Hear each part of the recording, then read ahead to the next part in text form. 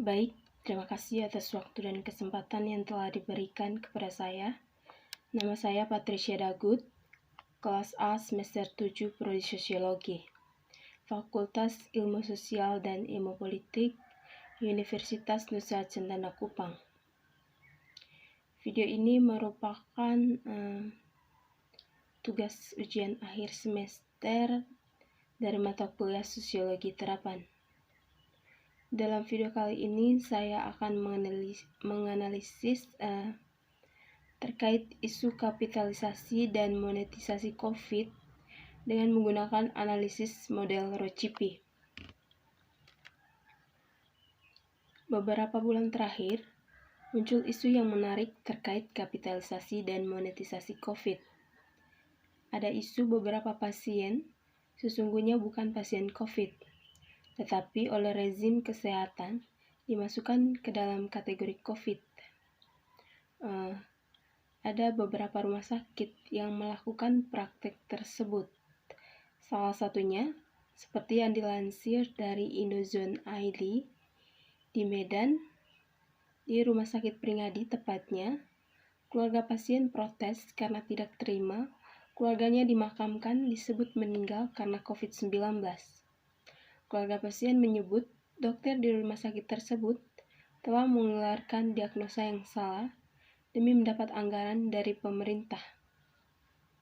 Beredar klaim bahwa rumah sakit sengaja membuat pasien positif virus corona untuk mendapat bantuan 90 juta.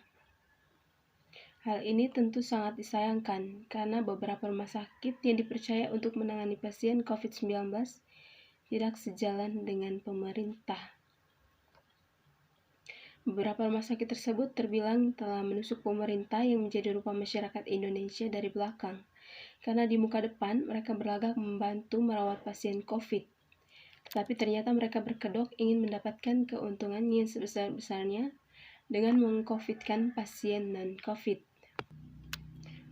Selanjutnya saya akan mengidentifikasi penyebab masalah meng-COVID-kan pasien non-COVID menggunakan analisis Rocipi. Rocipi merupakan suatu analisis yang dapat digunakan untuk menemukan penyebab masalah sosial yang muncul, lalu kemudian menemukan masalah dan mencari solusi untuk masalah tersebut. Rocipi merupakan singkatan dari Rule, Opportunity, Capacity, Communication, Interest, Participation, dan Ideologi. Selanjutnya kita akan membahas satu persatu bagian dari analisis Rocipi tersebut. Yang pertama, kita masuk pada rule atau peraturan. Dalam kategori ini kita harus memeriksa suatu perilaku masalah dikaitkan dengan peraturan di dalam masyarakat. Terkait dengan masalah peng-COVID-an beberapa pasien non-COVID oleh rezim kesehatan, telah ditetapkan peraturan Menteri Kesehatan tentang petunjuk teknis klaim penggantian biaya pelayanan pasien penyakit infeksi emerging tertentu bagi rumah sakit yang menyelenggarakan pelayanan COVID-19. Pada keputusan Menteri Kesehatan yang baru, diatur peran dan fungsi dari kementerian atau lembaga dan badan yang terlibat, yakni Kementerian Kesehatan, BPJS Kesehatan, Dinas Kesehatan Provinsi atau Kabupaten atau Kota dan Rumah Sakit.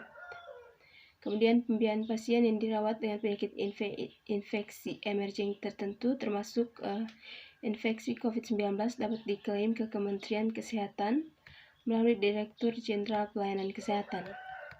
Di dalam aturan tersebut di atas dinyatakan bahwa pembiayaan pasien yang dirawat dengan penyakit infeksi emerging tertentu termasuk infeksi COVID-19 dapat diklaim ke Kementerian Kesehatan melalui Direktur Jenderal Pelayanan Kesehatan untuk penggantian biaya pelayanan. Dalam aturan tersebut hanya diatur mengenai biaya perawatan, dan penanganan pasien COVID-19 yang diganti oleh pemerintah, tetapi tidak menyertakan peraturan yang mengatur tentang sanksi yang diberikan kepada rumah sakit jika mereka terbukti melakukan pemalsuan data atau pemalsuan diagnosa terhadap pasien. Tidak adanya aturan yang mengatur terkait pemalsuan diagnosa membuat pihak rumah sakit melakukan tindakan pengcovidan pasien bukan COVID. Peraturan ini tidak secara tegas melarang segala bentuk tindakan rumah sakit yang merugikan masyarakat, termasuk pengcovidan pasien non-COVID tersebut. Dalam hal ini, peraturanlah yang menjadi biang kerok masalah sosial tersebut. Lalu yang kedua, opportunity atau kesempatan. Kejahatan bukan terjadi karena ada niat, tetapi karena kesempatan. Demikianlah terkait dengan kasus atau masalah mengcovidkan pasien non-COVID merupakan kejahatan yang terjadi bukan karena ada niat, tetapi karena ada kesempatan. Kita tahu COVID-19 merupakan kasus yang tergolong baru dan langsung digolongkan dalam bencana nasional. COVID-19 dengan cepat mempengaruhi segala aspek kehidupan, sehingga pemerintah dengan sigap mengambil sikap sejak awal penyebaran COVID-19 ini. Salah satu keputusan yang diambil oleh pemerintah sejak awal adalah menetapkan pembiayaan pelayanan kesehatan untuk penderita COVID-19 yang ditanggung oleh pemerintah. Anggaran untuk perawatan atau penanganan pasien COVID-19 berkisar antara 45 juta sampai 90 juta. Anggaran untuk perawatan atau penanganan pasien COVID-19 terbilang sangat fantastis, dan dana tersebut baru akan cair apabila pasien terdiagnosa positif corona. Oleh karena itu, rumah sakit menggunakan kesempatan emas ini untuk memperoleh keuntungan yang sebesar-besarnya. Rumah sakit membaca peluang yang sangat langka ini dan kemudian menyusun strategi. Mengcovidkan pasien bukan COVID merupakan salah satu peluang atau kesempatan bagi pihak rumah sakit untuk memperoleh keuntungan tersebut. Keuntungan yang diperoleh dari pasien yang memang positif COVID-19 mungkin masih sedikit atau belum cukup, sehingga pihak rumah sakit dengan tega melakukan tindakan kejahatan dengan mengcovidkan pasien non-COVID. Adanya kesempatan membuat rumah sakit melakukan kejahatan ini.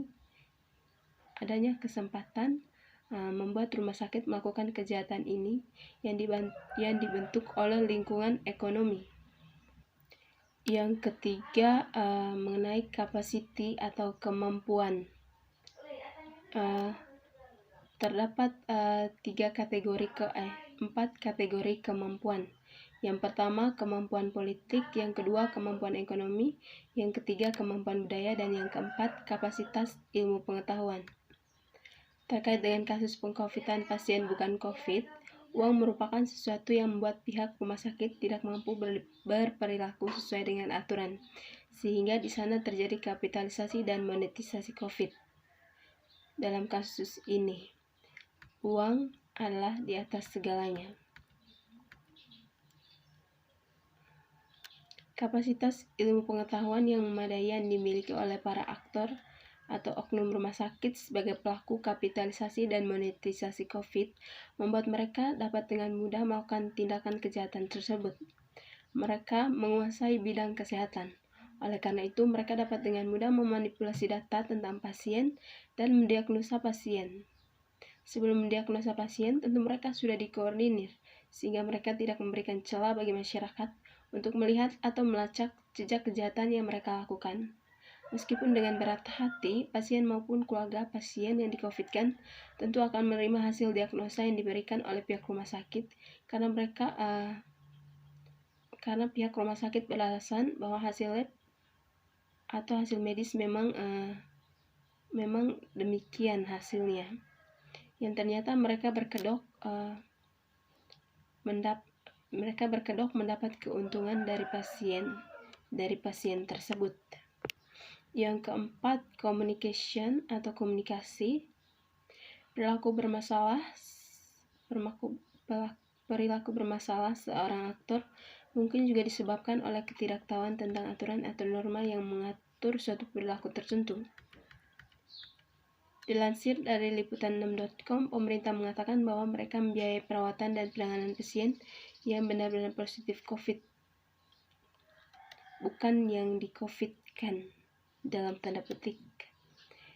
Tidak mungkin dalam menjalin kerjasama dengan rumah sakit yang menjadi rumah sakit terujukan untuk pasien COVID-19, pemerintah tidak memberitahukan atau mengkomunikasikan hal tersebut dengan pihak terkait. Pihak rumah sakit sudah mengetahui aturan atau ketentuan pembiayaan pasien COVID dengan baik. Namun mereka dengan sengaja melakukan tindakan peng-COVID-an tersebut demi kepentingan mereka sendiri. Lalu yang kelima, interest atau kepentingan. Kategori ini digunakan untuk menjelaskan pandangan pelaku tentang akibat dan manfaat dari sebuah perilaku. Terkait kasus peng-COVID-an pasien bukan COVID, sudah sangat jelas bahwa pandangan pelaku tentang akibat dan manfaat dari perilaku tersebut adalah untuk kepentingan ekonomi. Kinerja rumah sakit yang secara terkoordinir meng-COVID-kan pasien bukan COVID tidak mungkin tanpa koordinasi dari atasan yang merupakan elit atau pejabat rumah sakit. Banyaknya pasien yang terdiagnosa positif corona menentukan besarnya keuntungan yang didapat oleh pihak rumah sakit. Yang berikut participation atau partisipasi. Partisipasi adalah kategori untuk menemukan penyebab perilaku bermasalah berkaitan dengan keterlibatan seseorang atau sekelompok orang dalam sebuah masalah. Dalam membuat kerjasama dengan pihak tertentu, tentu pemerintah akan membuat kesepakatan dengan pihak terkait, dan ini membutuhkan keterlibatan dari pihak tersebut. Begitu pula dengan program pembiayaan perawatan dan penanganan pasien COVID-19 yang dilakukan oleh pemerintah dengan rumah sakit rujukan untuk pasien COVID-19. Pihak rumah sakit pasti terlibat dalam ketentuan atau kesepakatan yang harus disetujui kedua belah pihak. Pihak rumah sakit sudah berpartisipasi dalam hal ini. Itu artinya meskipun pihak rumah sakit telah berpartisipasi aktif dalam pembuatan kesepakatan dengan pihak pemerintah, mereka tetap melakukan tindakan meng-COVID-kan pasien non-COVID. Oleh karena itu, kategori partisipasi bukan merupakan penyebab perilaku bermasalah peng-COVID-an pasien non-COVID. Yang ketujuh, ideologi. Kategori ideologi berkaitan dengan nilai dan sikap yang dianut oleh suatu masyarakat. Hal ini biasanya merupakan hasil kesepakatan yang dianut secara berkelompok dan bersifat turun-temurun. Oleh karena itu, ideologi adalah suatu hal berproses dalam waktu yang cukup lama, sehingga tidak mudah untuk berubah. Seperti yang kita ketahui bersama, rumah sakit merupakan tempat yang sangat dibutuhkan oleh hampir semua masyarakat dan sangat dipercaya untuk melakukan pemeriksaan serta perawatan bagi mereka yang memiliki gangguan dengan kesehatan. COVID merupakan salah satu gangguan kesehatan di bagian pernafasan. Penyakit ini merupakan penyakit yang langka dan penyebarannya sangat cepat serta mematikan. Untuk menangani masalah ini, beberapa rumah sakit dipercaya untuk penanganan dan perawatan pasien positif COVID-19. Sikap masyarakat yang sangat mempercayai diagnosa dokter membuat dokter dengan mudah membodohi masyarakat awam yang tidak tahu apa-apa mengenai jejak medis yang mereka alami.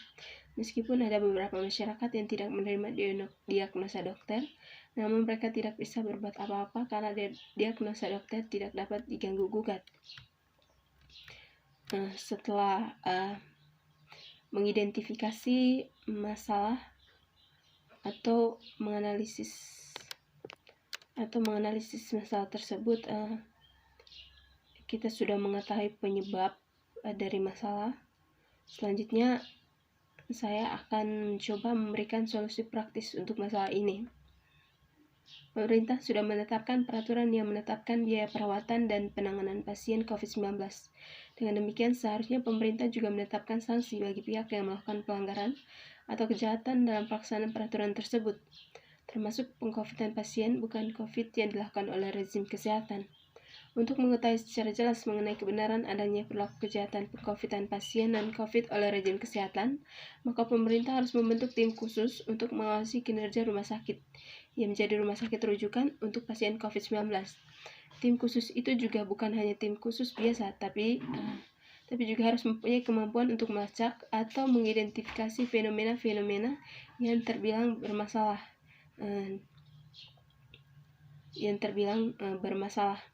Kemudian rumah sakit juga harus melakukan pelaporan dan evaluasi secara berkala bersama dengan tim khusus yang dibentuk oleh pemerintah. Tim khusus tersebut harus tersebar di seluruh wilayah agar pengawasan dapat dilakukan secara menyeluruh, sehingga ketika terjadi kejanggalan atau masalah dalam pelaksanaan program terkait dapat segera ditindaklanjuti. Sekian dan terima kasih.